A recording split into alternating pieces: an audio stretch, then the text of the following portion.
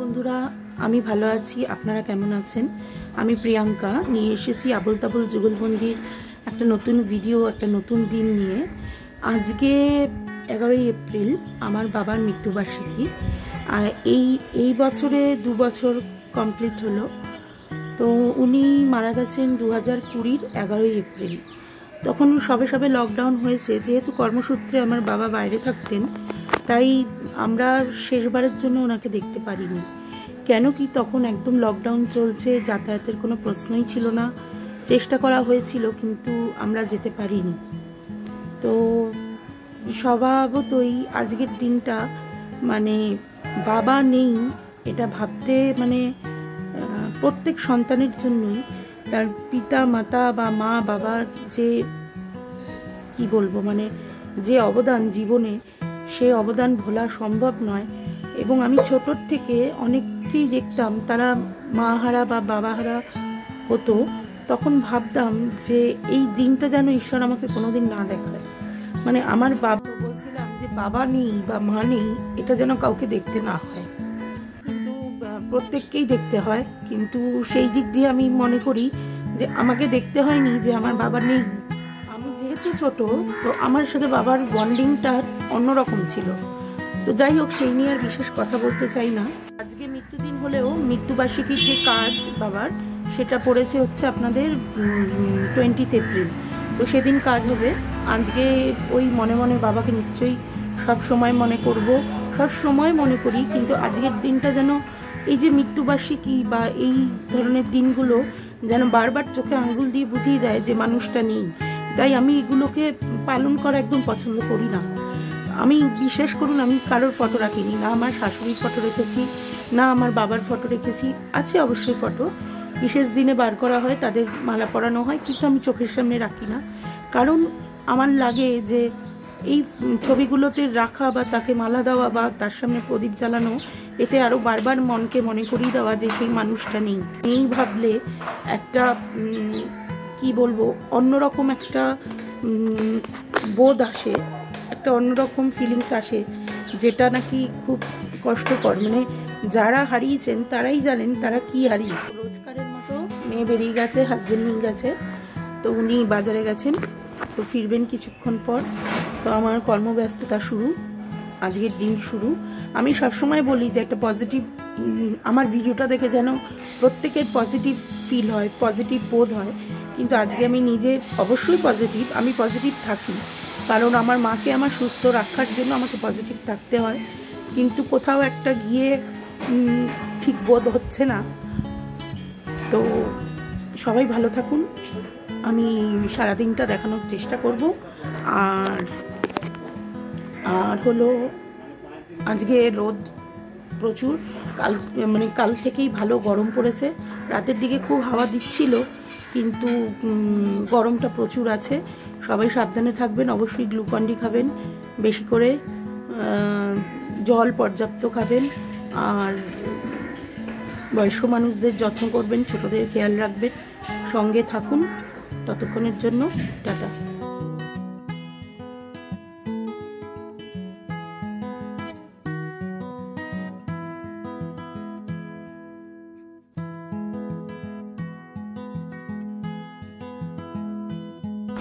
আজ বাসে করে গেলে বোধহয় আমার জন্য ঠিক ছিল, বা ওটাই বাঞ্ছনীয় ছিল। কারণ আমার বেরোতে বেশ খানিকটা দেরি হয়ে গেছিলো। এবং অটো করে গেলে কি, একটু হাতে সময় নিয়ে গেলে অনেকটা হাঁটা পথ হয়, একটু ঘুরে যাই, এমনিই যাই, ঘুরে যাই, কিছু বাজার করি। কিন্তু আজ কিন্তু আমার অটো করে না গিয়ে বাসে করে যাওয়াটাই উচিত ছিল। কিন্তু বিশেষ এক কারণে এবং আজকের দিনে আমি ইচ্ছে করেই অটো করে যাই। কারণটা আপনাদের একটু পরে দেখাচ্ছি।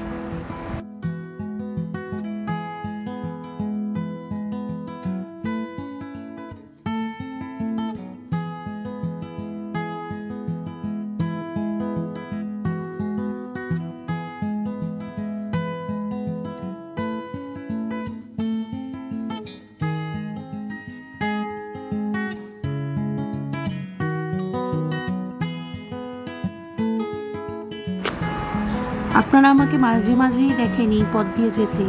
এই যে শিয়ালদার শিশির মার্কেটের যে ফ্লাইওভারের নিচের যে দোকানগুলি, এইখানে এই যে শিশির মার্কেটে ঢুকে আপনারা মাঝে মাঝেই দেখেন আমার ভিডিওতে এই বাদিকের এই দোকানটি। এটি এক সময় আমার বাবার ছিল, সময়ের কালে বা যে কোনো কারণে হোক এটা বাবাকে বিক্রি করে দিতে হয়। তো এই দোকানটা দেখলে আমার বারবার মনে হয় যেন একটা বাবার একটা অস্তিত্ব আমি খুঁজে পাই। মানে আমার একটা অদ্ভুত অনুভূতি হয়, পুরনো কিছু স্মৃতি মাথার মধ্যে ভিড় করে আসে এই দোকানটা দেখে। আজকে স্কুলের আনতে যাওয়ার বা আসার কোনো ভিডিও আমি করতে পারিনি। যাওয়ার কিছু করেছি কিন্তু করতে পারিনি, কেন কি আজকে আমার মেয়ের খুব পায়ে ব্যথা হয়েছে। ওর অ্যাকচুয়ালি ফ্ল্যাট ফুট, তো ফ্ল্যাট ফুটের জন্য ডক্টর দেখিয়ে শু পরে। তো আজকে ওদের কিছু প্রোগ্রামের জন্য রিহার্সাল ছিল, তো ওকে অনেকক্ষণ দাঁড়িয়ে থাকতে হয়েছে। এবং ওই জুতোটা পরে যারা জানেন ফ্ল্যাট ফুটের যে জুতো হয় তার সম্পর্কে, ভেতরটা না এরকম উঁচু থাকে, কার্ভ করা থাকে, হ্যাঁ, ওই আর্চটা আনার জন্য, ফিটের আর্চটা আনার জন্য। তো ওটার উপর যখন অতক্ষণ দাঁড়িয়েছিল, ওর আজকে বিভৎস পায়ে ব্যথা হয়েছে। মানে আমি কোনো ক্রমে বাস থেকে নামিয়ে ওকে নিয়ে বাড়ি ফিরেছি। তারপরে জুতোটা খোলার পরেও অনেকক্ষণ পেন হয়েছে, অনেকক্ষণ। তো তারপরে স্নান টান করে খেতে টেতে দিয়ে দিয়েছি। আর আজকে রান্না দেখাতে পারিনি। আমার ফোনটা একটু ডিস্টার্ব করছে, মানে যেহেতু আমার স্ট্যান্ডটা নেই, আমি ফোনটাকে সেট করে যে কাজটা আপনাদের দেখাবো আমি পারছি না। আমার স্ট্যান্ডটা চলে আসবে আশা করি 2-3 দিনের মধ্যে, তো তখন দেখাবো। আর এই যে আমার মেয়েকে দেখাচ্ছি, একটু দাঁড়ান। এই যে উনি শুয়ে আছেন, ওনার লাঞ্চ কমপ্লিট, এবার উনি ঘুমাতে যাবেন। এই যে ঘুমাতে, আচ্ছা 5 মিনিটস পরও ঘুমাবে। তো ওর খাওয়া দাওয়া কমপ্লিট, মা ঠাকুর পুজো হয়ে গেলে আমি আর মা খেয়ে নেব। বুধবার অবধি ওর ক্লাস আছে, তারপরে ওর ছুটি পড়ছে স্কুলে, তো 3 দিন ছুটি থাকবে, তারপরে আবার আছে মানডে থেকে। তো যার জন্য কি হবে, 2 দিন কিন্তু বেশ চাপ আছে, মানে এক্সাম আছে, তো আমার পড়ানো আছে ওকে। তো আপনাদের আগেই বলেছি যে পড়াশোনার উপরে কিছু নেই, আমি যে ভিডিও করছি বা যাই করছি অবশ্যই ওর পড়ায় কোনো ক্ষতি করে আমি কিছু করব না। আরেকটা কথা, আজকে কিন্তু প্রচুর গরম ছিল, প্রচুর মানে প্রচুর, খুব কষ্ট হচ্ছিল। যেমনি রোদ তেমনি গরম, তেমনি ঘাম দিচ্ছে। মানে আমি গ্লুকন্ডি করে নিয়ে যাই ওর জন্য, সঙ্গে আমারও করে নিয়ে যাই, ও খায় আমিও খাই, কারণ আমি আনতে যাই, আমার ভীষণ কষ্ট হয় রোদে। ছাতা ইউজ করি, অনেক সময় অসুবিধা হয়ে যায় ছাতাটা নিয়ে। আর স্কুলের ব্যাগ এত ভারী, ও সত্যি কষ্টকর। আমরাও হয়তো এরমভাবেই কষ্ট করে বড় হয়েছি, কিন্তু ওই যে সন্তানের কষ্ট হলে সেটা বেশি লাগে সবসময় জন্য। আর হচ্ছে এই যে আমার কাচাকুচি দেখুন আজকেও করেছি। এই যে আমার অ্যাকচুয়ালি কাচাকুচি করাটা একটু বাতিকও বলতে পারেন, মানে কোনো জামা একদিন পরলাম বা ঘরে পরলাম, আমি সব সার্ফে ধুই, তো ওই ধোয়াধুয়ির একটা বাতিক আমার আছে। আর হলো এখন বাজে অনেকটাই টাইম হয়ে গেছে, 2:30 বাজতে যাচ্ছে। এবার হচ্ছে খাবো দাবো, ঘুমিয়ে পড়বো।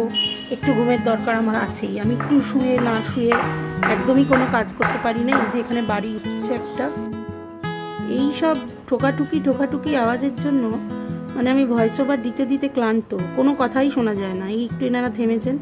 সত্যি আমি ভাবি যে এদের কষ্ট প্রচুর। আমি রোদে একটু হেঁটে এসে এতটা ক্লান্ত হয়ে পড়ছি, আর ওনারা মানে এই রোদে দেখুন কিভাবে কাজ করছে। সত্যি এদের ছাড়া আমাদের জীবন কিন্তু একদম অচল।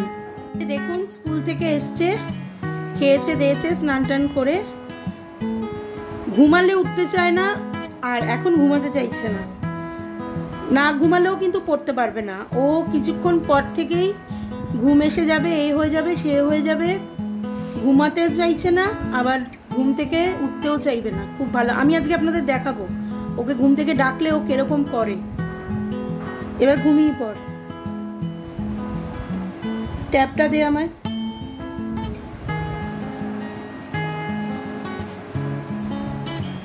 এবার ঘুমানোর চেষ্টা কর, কোনো ট্যাব না, কিছু না।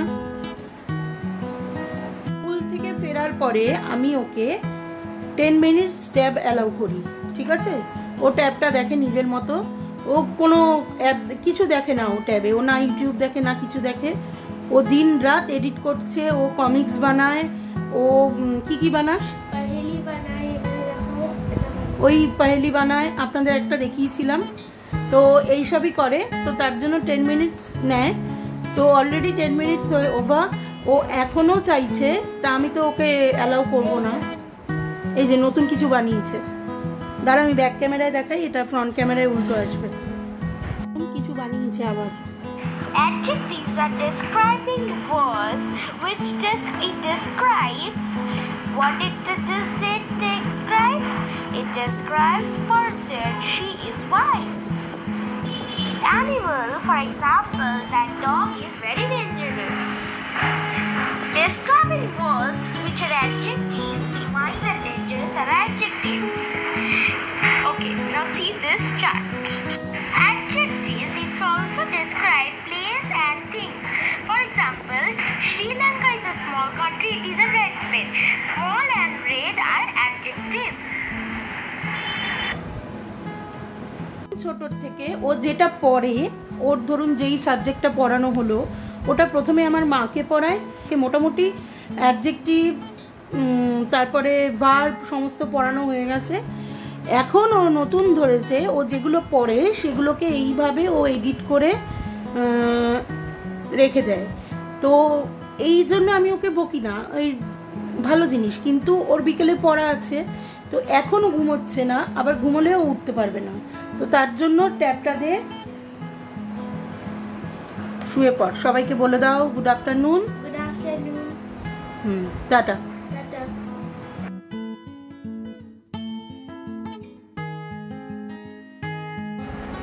দুপুরে খেয়ে দিয়ে ঘুমানোর পর আমার হাজব্যান্ড বিকেলে ফোন করলেন, ফোন করে বললেন যে ওর স্কুল ড্রেস একটা বানানোর ছিল, আমার একটা তো আছে, আরেকটা বানানোর জন্য।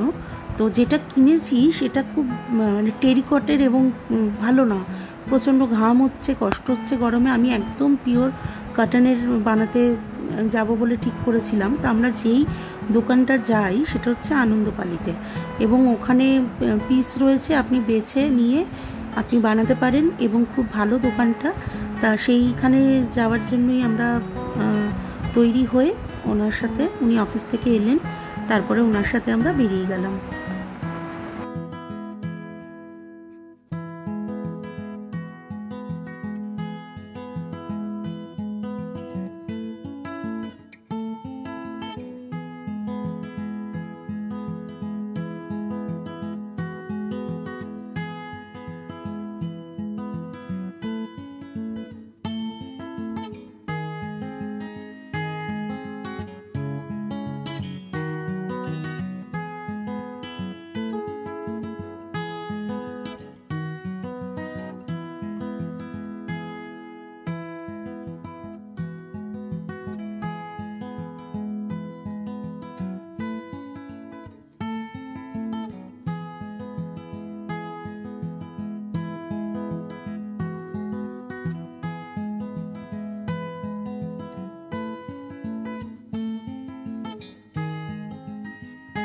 সকলকে আমি মেয়ের যেখানে জামা বানাতে গেছিলাম একটু আগে, ওই দোকানটার ডিটেল কিন্তু আমি দিয়ে দিয়েছি, আমার ভিডিওতে দেখতে পাবেন। ওই দোকানটা হচ্ছে আনন্দপালিতে। আনন্দপালিতের ওই দোকানটাতে আপনারা যে কোনো ধরনের স্কুল ড্রেস বানাতে পারবেন, আর স্কুলের যে নানা রকম প্রোগ্রামের ড্রেস থাকে সেগুলো ওনারা বানিয়ে দেন, এবং ভদ্রলোকের ব্যবহার ভীষণ ভালো, ভীষণ অ্যাডজাস্টেবল, আপনি ঠিক কী চাইছেন সেই অনুযায়ী বানিয়ে দেন। ওনার দোকানেই কাপড় পাওয়া যায়, উনি বানিয়ে দেন, ওনার টেলার আছে। তো আমি ডিটেল দিয়ে দিয়েছি, আপনাদের যদি কারোর মনে হয় স্কুলের যে কোনো প্রোগ্রামের জামা বা স্কুল ড্রেস, ওই দোকানটার সাথে যোগাযোগ করতে পারেন, আমি দিয়ে দিয়েছি ডিটেলটা আনন্দপালিতে। আর এখন মেয়েকে পড়তে বসাবো, ওর কালকে টেস্ট আছে, আর হলো রাতে রুটি করা বাকি আছে। Good night, tata, bye bye. সবাই সুস্থ থাকবেন, ভালো থাকবেন, প্রচুর পরিমাণে জল ইনটেক করবেন, কারণ প্রচণ্ড গরম। আর হচ্ছে আর কিছু না। আমার বাবা স্বর্গীয় ভোলানাথ ধর এমন একজন মানুষ ছিলেন যিনি আপন পর নির্বিশেষে শুধু বিলিয়ে গেছেন এবং দিয়ে গেছেন, তার বদলে কিন্তু উনি কিছু পাননি অথবা চানওনি। তো আমি ঈশ্বরের কাছে এই দিনে একটাই কামনা করব, বাবার এই বিশেষ গুণটি যেন আমার মধ্যে বর্তমান থাকে, সারা জীবন যেন দিয়ে যেতে পারি, সেই ক্ষমতা ঈশ্বর আমার মধ্যে রাখুন।